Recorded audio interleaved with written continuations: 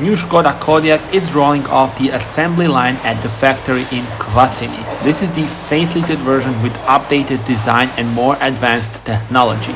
Here you can see how this 4.7 meters long SUV is being made.